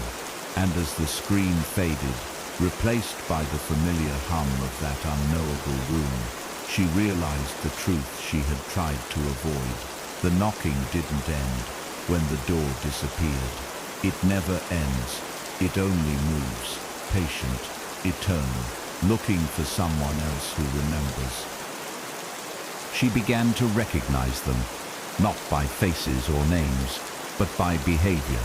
People who walked too slowly in narrow aisles, turning their heads at angles just shy of natural. People who paused at doorways before entering, as if checking for a sound they weren't supposed to hear. They looked normal at a glance, invisible among crowds. But once you'd lived with the knock, once you'd felt the cold brass of the doorknob twitch beneath your fingers, you could see it in others. The way they clutched their bags tighter on elevators. The way they looked past mirrors, not into them. The way their eyes didn't track motion, but shadow. They were marked, just like she had been. And the world around them seemed to bend in response. She watched a woman at the library one afternoon, mid-30s, pale hair tied back in a red bandana. The woman stood in the doorway between two sections, staring at the floor as if it might open. People brushed past her without comment, but she didn't move. Her lips twitched. Her hands stayed in her coat pockets, fingers curling inward. And then slowly her head tilted, not toward the shelves, but toward the wall, toward a narrow stretch of space where nothing should have been, a dead end. But her eyes filled with tears, and she whispered, "Not here, not here," before backing away and leaving through the fire exit. That night, a knock echoed from 3 floors below, familiar, measured, answered by silence. It became a ritual. She'd wake each morning, write down where she'd seen them, the twisted necks, the flinches at static, the people who crossed the street when no car was coming. She'd sketch their outlines, then draw doors beside them, different doors, some tall and iron-wrought, some low and crooked like cellar entries, but always closed, always waiting. She didn't know why she did it. It didn't feel like obsession. It felt like responsibility, a compulsion to chart the infection's spread, not to stop it, but to witness it, because no one else seemed to see it, not fully. And maybe if she kept track, kept remembering for those who couldn't, it would slow down. She didn't believe that. But hope is a strange creature when you've already opened your door. The dreams came again. Not hers this time. She was sure of it. She'd slip into sleep and see unfamiliar apartments, worn-down stairwells, hotel hallways with peeling wallpaper. Each dream carried a different person at its center, always alone, always in motion, always hearing. The knocking varied. Sometimes it was polite, sometimes it was frantic, like someone pounding to be let in or to be let out. And sometimes there was no sound at all, just the doorknob twitching. Those dreams ended with a single image, the person standing in front of the door, breathless, paralyzed, and something on the other side, beginning to turn the knob. She tried contacting a few of them, subtle things, comments online, anonymous emails, notes left in apartment lobbies. Most ignored her. A few replied cryptically, "It's not your turn anymore," or "You're not supposed to watch." One woman responded with a link to a blurry video, grainy CCTV footage, showing a man backing away from his closet, hands shaking, as the door opened by itself. Nothing visible stepped out, but the man fell to his knees the moment it did, like gravity had doubled. The camera cut to static. When she searched the building's name, she found out it had burned down 3 years ago. No survivors, official cause, faulty wiring. But she knew what really happened. The door had opened, and someone didn't forget to look in. She kept seeing the symbol now, the open hand printed in dirt, or soot, or condensation, on train windows, on rear-view mirrors, on the inside of her own wrist one morning. It always vanished when she blinked, but its presence lingered like a bruise. Once she found it drawn on the sidewalk in chalk. A child stood nearby, humming. When she asked where the drawing came from, the child said, "My brother draws it on the wall when he sleeps." Her voice was flat, practiced, not robotic, but learned, like she had heard it whispered every night for weeks. When she asked where her brother was now, the girl pointed to a closed bedroom window 3 floors up. Behind the curtains something moved. Tall, wrong, too slow to be human. That night, the knocking came from the building across the street. She stood by her window and watched as lights flickered on in one unit, then off, then another, like a ripple, a signal, and then a scream tore through the night. Not loud, but sharp, cut off halfway, like it had been swallowed. She didn't cry, she didn't even shiver. She only whispered to the window, to the dark city skyline beyond it. "You're not done yet, are you?" And somewhere, faint and distant, something answered her, not with words, not even with a knock, but with the slow, deliberate sound of a doorknob turning. She met the first one in a grocery store, a man in his early 40s, salt streaking his beard, eyes sunken like they hadn't rested in weeks. He stood frozen in front of the freezer aisle, holding a box of peas like it had spoken to him. She recognized the expression instantly, vacant, yet listening to something just beneath the world's surface. She passed him once. Then again, on the third loop around the aisle, he looked at her. Their eyes locked, and something between them settled. Not understanding, not even trust, just familiarity, like they were both survivors of the same invisible fire. She whispered as she passed, "You hear it, don't you?" His lips didn't move, but his fingers curled tighter around the box. She took that as a yes. They met again in the park. Days later, he didn't smile, he didn't ask questions, but he walked beside her like they'd done it for years. They sat on a bench near the playground, where no children played. He spoke slowly, like pulling words out from beneath concrete. "It started 6 weeks ago. My hallway changed length. Sometimes it smells like copper, sometimes like wet cloth. My daughter's room moved one night. Just wasn't where it had always been." His voice cracked. "I opened the closet last week, and it showed me something. Not monsters, not shadows, just my wife, dead but alive, sitting at our table, smiling like she never left." He turned to her. "She died 3 years ago." She nodded. Of course she had. The door always knew where to hurt you first. He didn't ask her for help, but she offered it anyway, gave him everything she had. Her notes, her sketches, the pages she'd copied from her dream journal. She told him what to look for, what not to say, what not to do. "Don't try to record it," she warned. "It knows.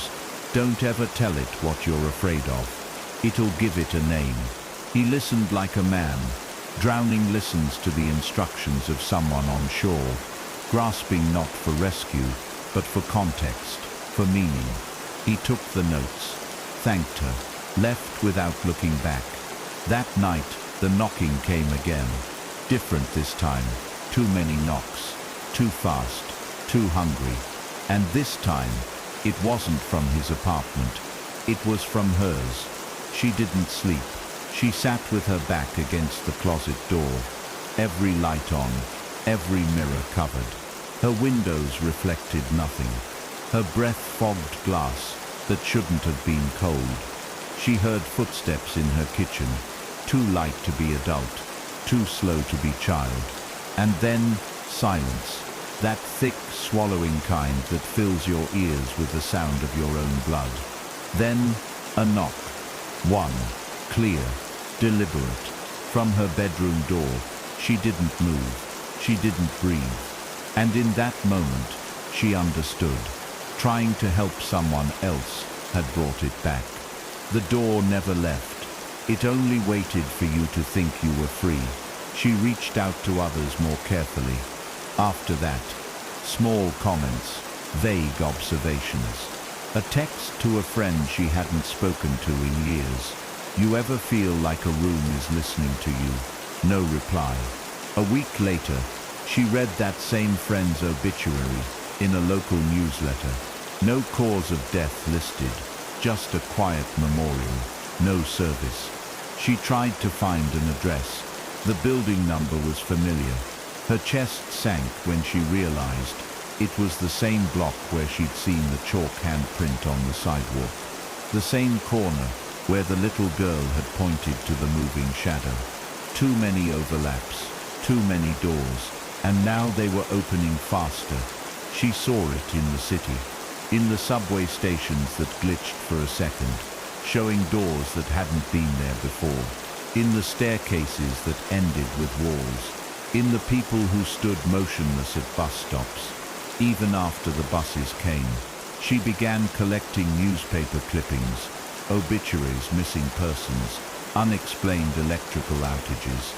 She circled locations, dates, names. It formed a pattern she didn't understand, a web of hauntings too wide to trace.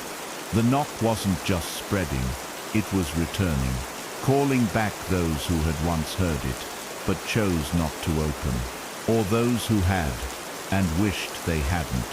One morning, she opened her closet and found a box that hadn't been there the night before.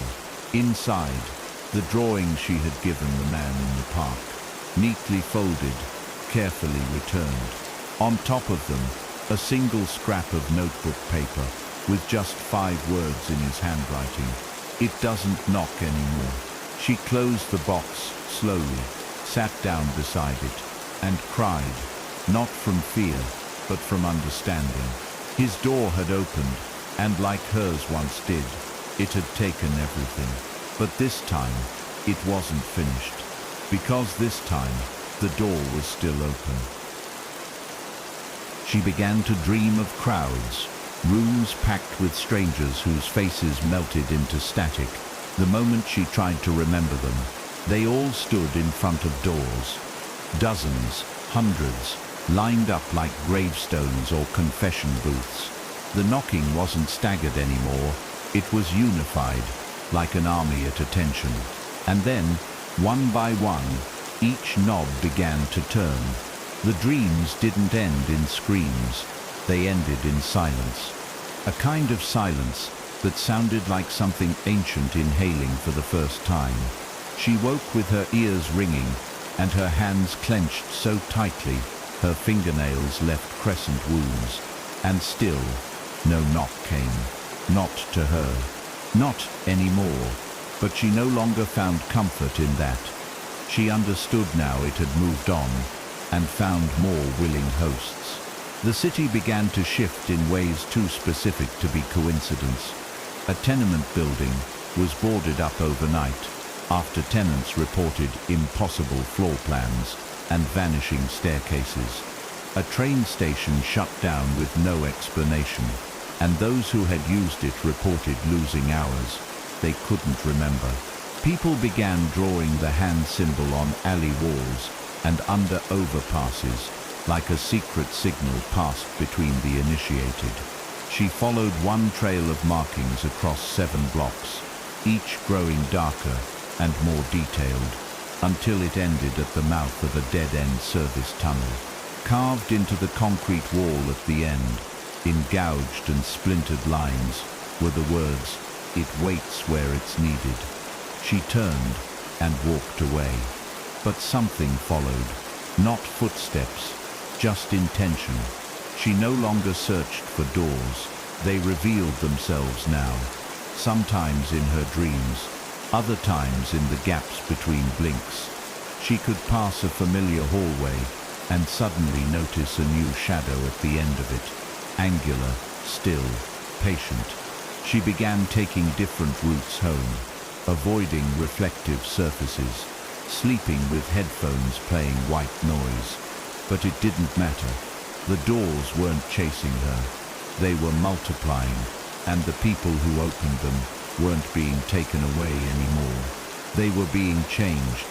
She saw it in their eyes, in their stillness, in the way they answered questions that hadn't been asked, the way they watched her like they remembered her from somewhere deeper than memory.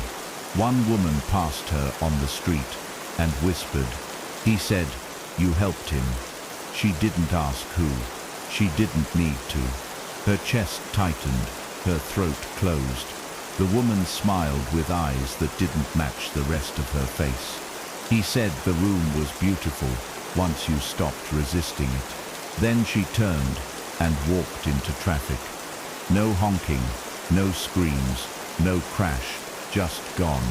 Like a candle blown out by wind, no one felt. That night, she found a note under her door. No envelope, no name, just a single sentence, scrawled in ink so dark it gleamed red. "You made room for us." Guilt settled into her bones like mold. She had thought her story was one of survival, of endurance. But now she saw it clearly. She hadn't escaped the door. She'd fed it, every page she'd written, every word she'd spoken, every drawing, every warning, every attempt to help. All of it had widened the cracks. She had been the first to say yes, the first to open. And in doing so, she had invited it into the spaces between others' thoughts, not by force, not by threat, but by recognition. And once they recognized the shape of the door, it was already there, waiting, watching, turning the knob from the inside. She sat one evening, surrounded by her notes, staring at a mirror she couldn't bring herself to cover anymore. She waited, and finally, it appeared. Not the door, not the knock, but herself.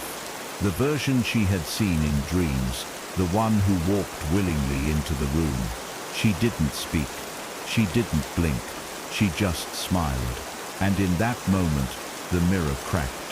Not shattering, not exploding, just splitting gently, as if breaking wasn't the end, but the beginning.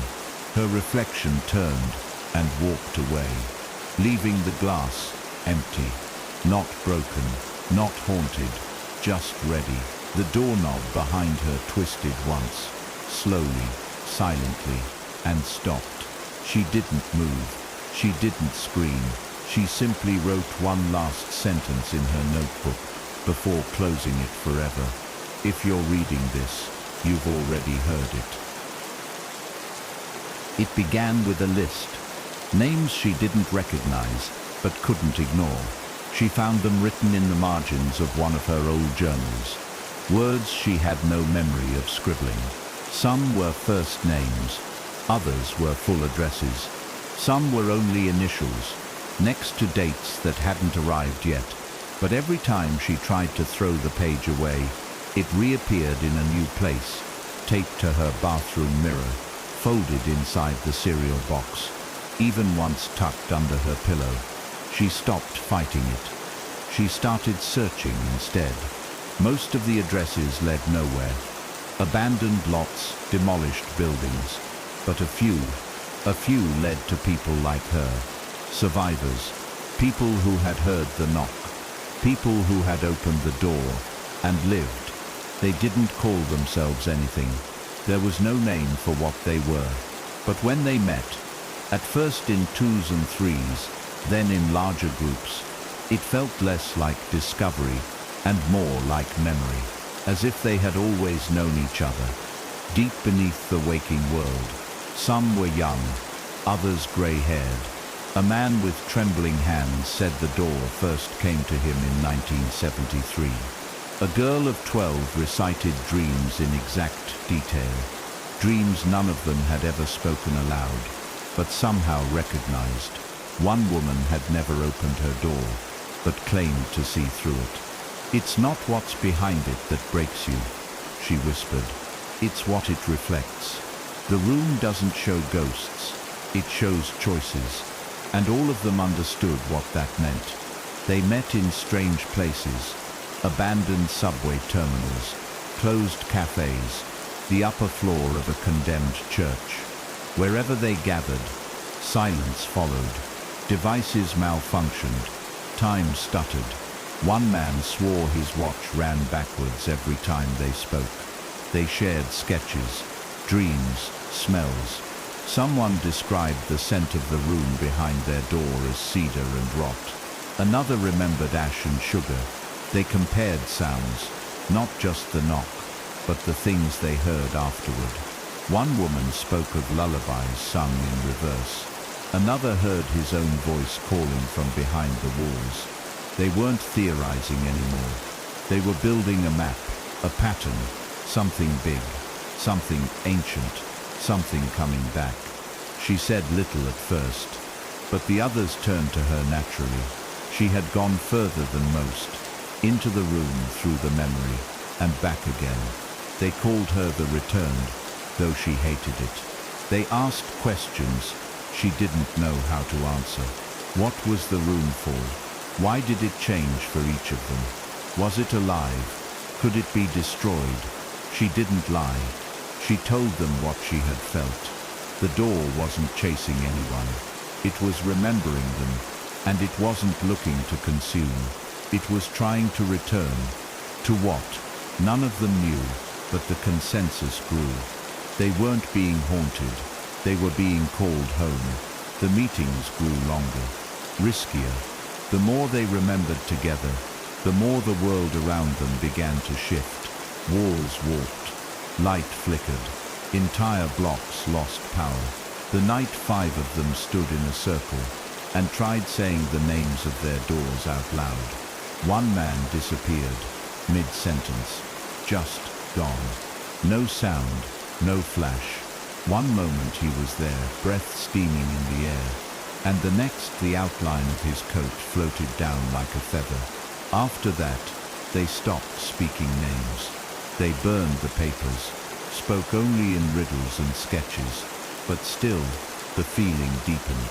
The sense that they were being watched, not by something above or around, but from within. Then one of them brought a mirror, just a small one, the size of a plate, wrapped in linen. She placed it at the center of the group and said, "We'll see it if it comes." They watched for an hour. Nothing moved. Nothing stirred. Then, one by one, their reflections blinked at the wrong times, turned their heads without prompting, smiled with mouths that never opened. And finally, one reflection didn't match at all. It showed a dark hallway behind her that wasn't in the room. And at the end of that hallway, a door, familiar, breathing, waiting. She shattered the mirror with a scream. The pieces didn't scatter. They crawled, each shard writhing away like silver insects, until they disappeared into the cracks in the floor. No one suggested another meeting. They all knew. The closer they came to each other, the closer it came to them. The door didn't want them separated anymore. It was ready to open again, but not for one person this time, for all of them, at once. She woke that night with the list of names freshly inked onto her arm. New names, all in her handwriting, none she recognized. And she knew then the door wasn't done with her. It was growing, spreading, preparing for something it had waited a long time to do. Not just return, but reunite. She stopped counting how many names were on the list. Every time she crossed one out, 3 more appeared, etched on bathroom tiles, burned into toast, once even bleeding through her ceiling like rust. At first, she thought the list was meant for her to follow, but she realized, too late, it wasn't an invitation. It was a record. A roll call of those who had answered already. the ones who had opened their doors without asking who was knocking. She traced the latest address to a burned-out apartment block, blackened and hollow. Fire damage, the news said. But she knew the truth. The ash was hiding. The door had opened, and this time it hadn't closed behind whoever crossed through. The survivors stopped meeting. Most of them vanished. Some left messages, dreamlike apologies scratched into bus seats, carved into bark, encoded in elevator music. She still saw signs, but they no longer reached out. They were receding, like shoreline after a tidal pull, waiting to be swallowed by something deeper. She passed one man on the street, who had once held her hand during one of the meetings. His eyes didn't meet hers now. They stared upward, unmoving, unblinking, like something was hovering just above the clouds, just out of reach. When she whispered his name, he whispered something back, so quiet she had to lean in to hear. It's inside us now. We're just the shell. She tried going back to the building where it all started. Her building, her hallway, the space where the door had once been, but it was gone. Not hidden, not changed, just erased. A wall where a hallway had stretched. Her unit number missing from the row. The entire floor renumbered, like her presence had been a misprint on the page of time. No one remembered her living there. The landlord smiled blankly when she mentioned the apartment. "We've never had a fifth floor," he said. "The elevator skips it." She rode the elevator twice, to be sure. The button had been replaced with blank steel. When she pressed it anyway, the elevator groaned, but didn't move. She found herself walking more, aimlessly, as though following something she couldn't see but instinctively trusted. It pulled her to forgotten places, basements that hummed when she stepped near, alleyways where windows reflected her with her eyes closed. Once, she stepped into a laundromat she'd never noticed before. Inside 7 dryers, all empty, all running. She sat in the plastic chair in the corner. On the wall was a note, "You're early. Wait until the spin stops." She sat. Hours passed. The dryers never stopped. The door behind the counter creaked open, just a crack. No one stepped out, but she heard it. Breathing, slow, deep, not threatening, just present. She stood and left before it could decide what to do with her. Everywhere she went, she saw the signs. People humming melodies they'd never learned. Shadows that moved slightly behind the people, casting them. Doors where there hadn't been doors before. But most terrifying of all were the people who had no idea anything had changed. The world around them bent and buckled, and they just kept scrolling, kept shopping, kept sleeping. They didn't hear the knock because they didn't listen. The door didn't want the blind. It wanted those who peeked. The curious, the damaged, the half-remembering. And she had been all of those, still was. But now she knew the real horror wasn't what came through the door. It was who let it in. One day, a package arrived at her new apartment. No return address, no markings. Inside was a mirror, small, round, identical to the one they had shattered during the gathering. Taped to the back, a note. "It's time." She stared at it for hours. She didn't unwrap it, didn't touch the glass, just held the weight of it in her palm and asked herself the question she'd been avoiding. Was it better to know or to forget? When she finally removed the cloth, her reflection stared back, unchanged. But behind her, her door was there, the same one, the one that had vanished. And this time, the knob was already halfway turned. She didn't scream. She didn't close her eyes. She turned around, and it wasn't there. Just her apartment wall, blank and empty. But when she looked back at the mirror, the knob had moved again. a little more, and she realized the others didn't open it at once. They opened it together, not in ceremony, not in defiance, but in remembrance. They had become vessels for what the door needed, a chorus of silent keys. And she had remembered the longest, which meant her hand was already on the knob, whether she'd turned it or not. She wrapped the mirror again, placed it on the floor, and whispered, "Not yet." But even as the cloth covered the glass, she swore she saw her reflection blink one final time and smile. It began with whispers, not in her ears but in her bones, a pressure in her ribs, a static behind her eyes, not painful, just insistent, pulling, calling. At first she tried to ignore it, but each time she resisted, the world around her responded.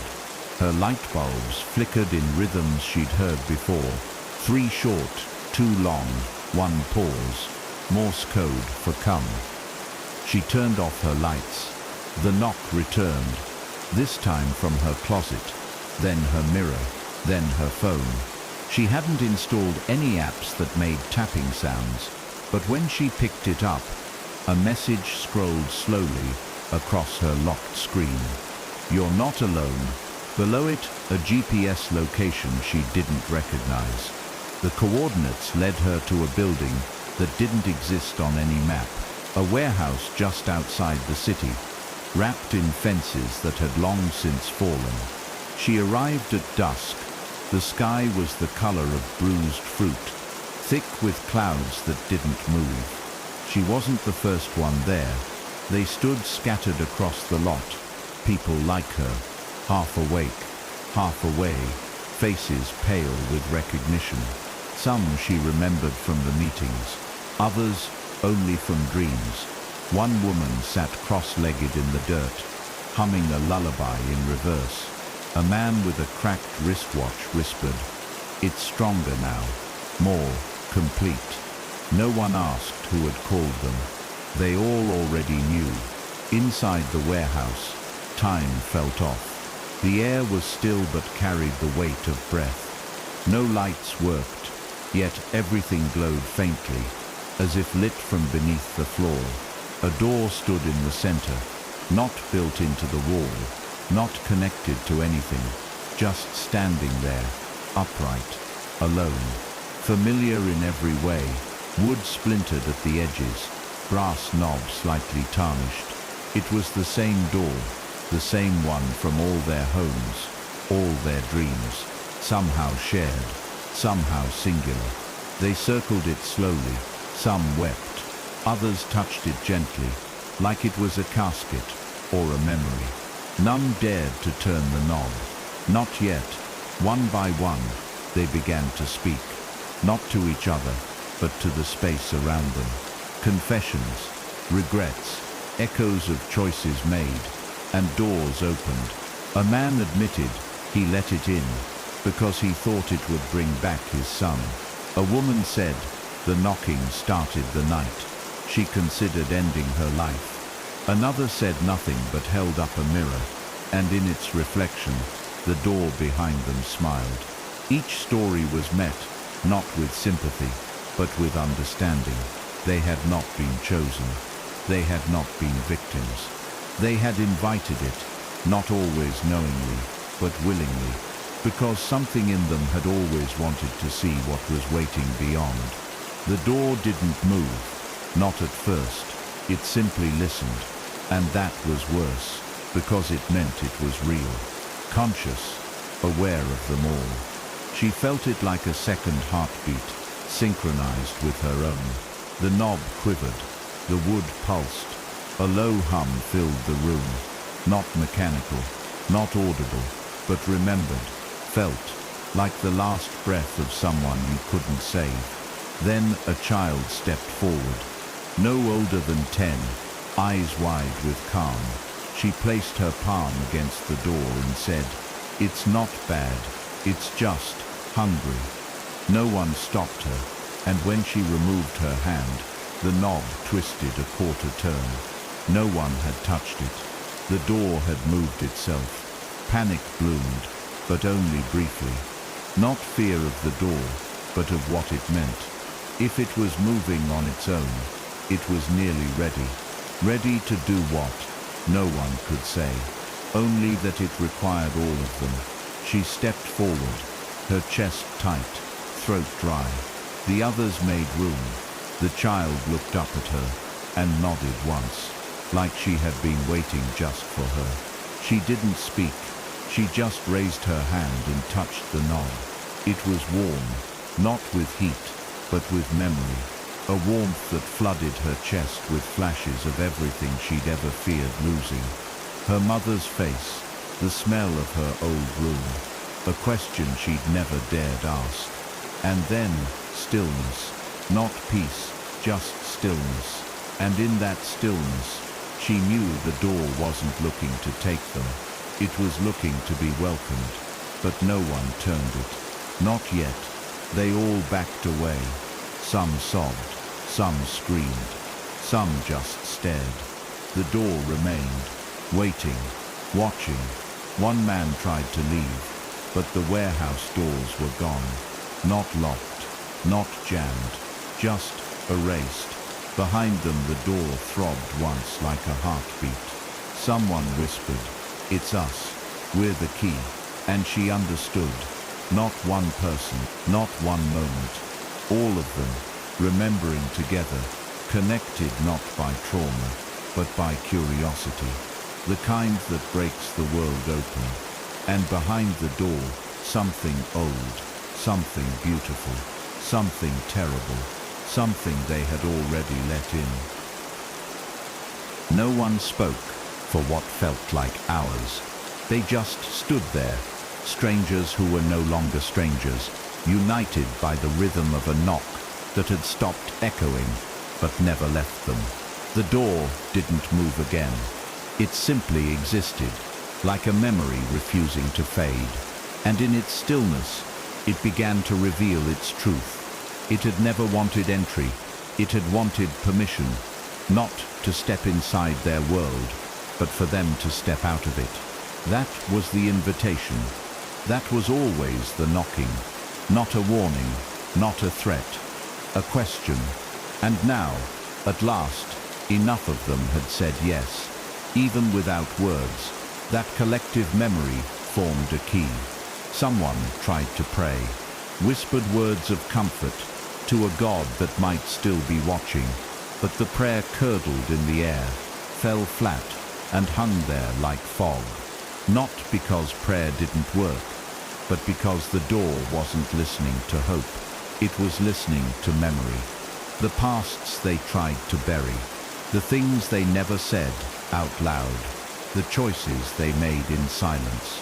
And now that silence was rising, blooming in every corner of the warehouse, like a second atmosphere, the girl with the lullaby rocked on her heels and sang louder, not in fear, but in harmony. Her song no longer reversed, but whole, a lullaby that welcomed, not repelled. The mirror woman stepped forward next. She held her small round mirror in one hand, her other resting on her chest. Her reflection showed her back turned, already facing the door. She turned in real life, matching it. Her reflection turned again.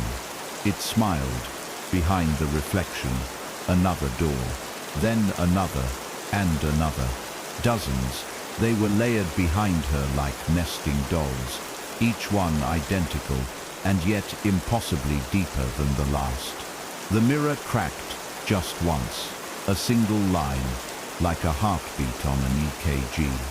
And then the mirror shattered, not outward, but inward, collapsing into itself, like a tunnel. No one moved to stop her, not even her. One by one, they came forward.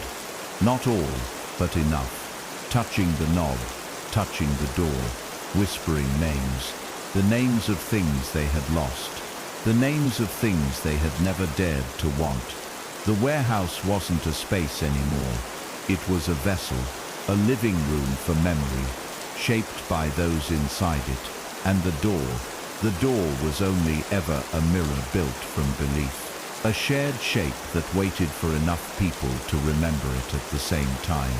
And now, in that echo chamber of grief and understanding, they remembered as one, and the knob, warm and trembling, turned once more, not by force, not by hand, but by consensus. She watched from the edge, heart pounding in a rhythm she hadn't felt in years. The same rhythm as the knock, the same tempo that used to come through her walls. It had never been chasing her, it had been teaching her. Not to run, not to resist, but to recognize. She stepped forward, last.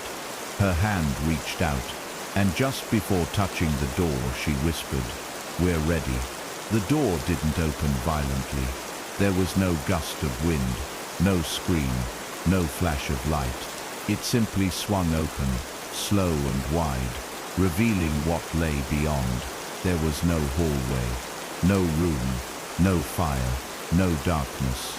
Only a kind of inverted memory, a space built entirely out of what had once been feared, and now was simply familiar. It looked different to each of them. For one, it was a childhood bedroom before the trauma. For another, a cabin untouched by fire.